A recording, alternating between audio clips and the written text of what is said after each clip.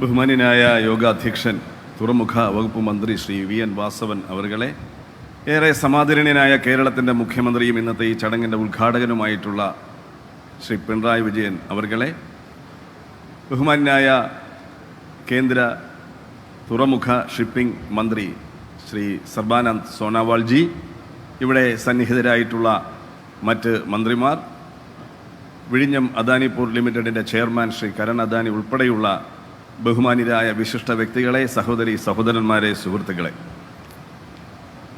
കേരളത്തിൻ്റെയും ഇന്ത്യയുടെയും സൗത്ത് ഏഷ്യയുടെ തന്നെ ഏറ്റവും വലിയ ഓട്ടോമേറ്റഡ് തുറമുഖമായി മാറിയതിൻ്റെ ചരിത്ര മുഹൂർത്തത്തിലാണ് നമ്മളെല്ലാം നിൽക്കുന്നത്. ഈ സന്ദർഭത്തിൽ ഈ തുറമുഖം ഉൾക്കൊള്ളുന്ന ഈ പ്രദേശത്തിൻ്റെ ജനപ്രതിനിധിയാകാൻ കഴിഞ്ഞത് ജീവിതത്തിലെ ഏറ്റവും വലിയ ഭാഗ്യമായി ഞാൻ കരുതുകയാണ്. അതിന് എനിക്ക് അവസരമൊരുക്കിയ ഈ കോവളം നിയോജക മണ്ഡലത്തിലെ ജനങ്ങളോട് ഹൃദയം നിറഞ്ഞ നന്ദി ഞാൻ ഈ അവസരത്തിൽ രേഖപ്പെടുത്തുകയാണ്. ബഹുമാന്യനായ ശ്രീ കരൺ അദാനി ശ്രീ ഉമ്മൻചാണ്ടി സാറിനെ ഇവിടെ അനുസ്മരിക്കുകയുണ്ടായി. അദ്ദേഹത്തിൻ്റെ ഓർമ്മകൾ, അദ്ദേഹത്തിൻ്റെ ചരമവാർഷികം ഈ 18-ാം തീയതിയാണ്.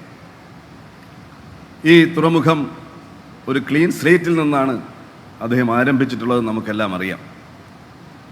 ഈ തുറമുഖത്തിന് ആവശ്യമായിട്ടുള്ള മുഴുവൻ സ്ഥലവും ഏറ്റെടുക്കുന്നതുൾപ്പെടെ ആ 4 കാലാവസ്ഥകൾ പഠനവിധേയമായിട്ടുള്ള കാലാവസ്ഥാ വ്യതിയാന പഠനവും, എൻവയോൺമെന്റ് ഇമ്പാക്റ്റ് അസസ്മെൻറ്റും, സാമൂഹ്യാഘാത പഠനവും, പബ്ലിക് ഹിയറിങ്ങും എല്ലാം നടത്തി.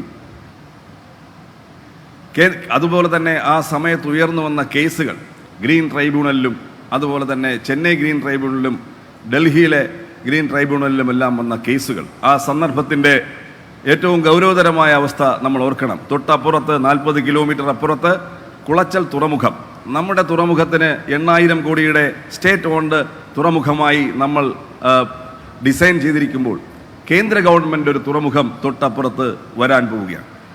അന്ന് ആ പ്രദേശത്തിൻ്റെ ജനപ്രതിനിധിയായിരുന്ന അന്നത്തെ കേന്ദ്ര മന്ത്രിസഭയിലെ ഷിപ്പിങ്ങിൻ്റെ ചുമതല കൂടി ഉണ്ടായിരുന്ന ഒരു ജനപ്രതിനിധിയായിരുന്നു അപ്പുറത്തെ പാർലമെൻറ്റ് അംഗം. അദ്ദേഹം 20,000 കോടിയുടെ പദ്ധതിയുമായി മുന്നോട്ട് പോകുന്നു. ആ സന്ദർഭത്തിലാണ് കേസ് വരുന്നത്.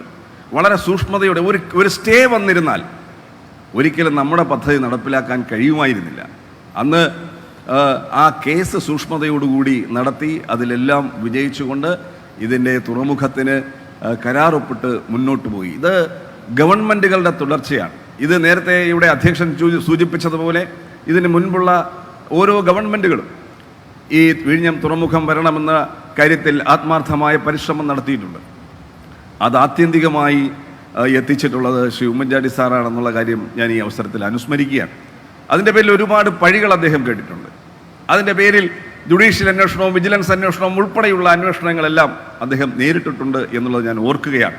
തീർച്ചയായും ഇന്ന് അദ്ദേഹം കൂടി ജീവിച്ചിരുന്നിരുന്നുവെങ്കിൽ ഏറ്റവും അധികം സന്തോഷിക്കുന്നതും അദ്ദേഹമായിരിക്കുമായിരുന്നു. നമ്മളോടൊപ്പം അദ്ദേഹവും ഏറ്റവും അധികം സന്തോഷിക്കുമായിരുന്നു. തീർച്ചയായും ഈ ഗവൺമെൻറ് അധികാരത്തിൽ വന്നതിന് ശേഷം ഈ തുറമുഖ നിർമ്മാണത്തിന് ഉള്ള തടസ്സങ്ങൾ നീക്കി വളരെ ശക്തമായി മുന്നോട്ട് കൊണ്ടുപോയി എന്ന കാര്യത്തിലും നമുക്കാർക്കും അഭിപ്രായ വ്യത്യാസമില്ല. അങ്ങനെ വിവിധ ഗവൺമെൻറ്റുകൾ ഈ കേരളത്തിൻ്റെ വികസന കാര്യത്തിൽ പൊതുവായി ഉണ്ടായിട്ടുള്ള ഒരു കാഴ്ചപ്പാടാണ്. സഖാവ് EMS നമ്പൂതിരിപ്പാട് തന്നെ പറഞ്ഞിട്ടുള്ളത് വികസനത്തിൻ്റെ കാര്യത്തിൽ നമുക്ക് രാഷ്ട്രീയം ഉപേക്ഷിക്കണമെന്നുള്ളതാണ്. ആ വികസനത്തിൻ്റെ കാര്യത്തിൽ രാഷ്ട്രീയതരമായ കാഴ്ചപ്പാടുകൾ കൂടി നമ്മൾ തീർച്ചയായും മുന്നോട്ട് പോകണം. വികസനത്തിൻ്റെ കാര്യത്തിൽ നമ്മുടെ പ്രതിപക്ഷ ഭരണപക്ഷ വ്യത്യാസമില്ലാതെ കൈകൾ കോർത്ത് മുന്നോട്ട് പോകണം എന്നത് തന്നെയാണ് നമ്മുടെ എല്ലാം അഭിപ്രായം. അങ്ങനെ വരുമ്പോൾ ഇന്നത്തെ ഈ വേദിയിൽ കേരളത്തിൻ്റെ പ്രതിപക്ഷ നേതാവിൻ്റെ സാന്നിധ്യം കൂടി ഉണ്ടായിരുന്നുവെങ്കിൽ തീർച്ചയായും അത് കൂടുതൽ മനോഹരമായി മാറുമായിരുന്നു എന്ന് ഞാൻ ഈ അവസരത്തിൽ ഓർക്കുകയാണ്. തീർച്ചയായും ഇത്തരം കാര്യങ്ങൾ നമ്മൾ കുറേ കൂടി ശ്രദ്ധിക്കണമെന്ന് മാത്രം പറഞ്ഞുകൊണ്ട് ഇന്നത്തെ ഈ ചരിത്ര മുഹൂർത്തത്തിന് സാക്ഷ്യം വഹിച്ച നിങ്ങളെല്ലാവരും അഭിവാദ്യം ചെയ്യുന്നു. അതോടൊപ്പം തന്നെ ബഹുമാന്യനായ അധ്യക്ഷൻ ഇവിടെ ചൂണ്ടിക്കാണിച്ച ഏറ്റവും സ്വാഗതാർഹമായിട്ടുള്ള ഒരു കാര്യം, ഈ തുറമുഖവുമായി ബന്ധപ്പെട്ട് വരുന്ന ജോലികളിൽ, തൊഴിലവസരങ്ങളിൽ 50% പ്രദേശവാസികൾക്ക് നൽകും എന്നുള്ള സർക്കാരിൻ്റെ തീരുമാനത്തെ 100% സ്വാഗതം ചെയ്തുകൊണ്ട്, അഭിനന്ദിച്ചുകൊണ്ട് അത് കൃത്യമായി നടപ്പിലാക്കാനുള്ളൊരു മെക്കാനിസം ഈ നാട്ടിൽ ഉണ്ടാക്കണം എന്നുകൂടി അഭ്യർത്ഥിച്ചുകൊണ്ട് ഞാൻ എൻ്റെ വാക്കുകൾ നിർത്തുന്നു. നന്ദി, നമസ്കാരം.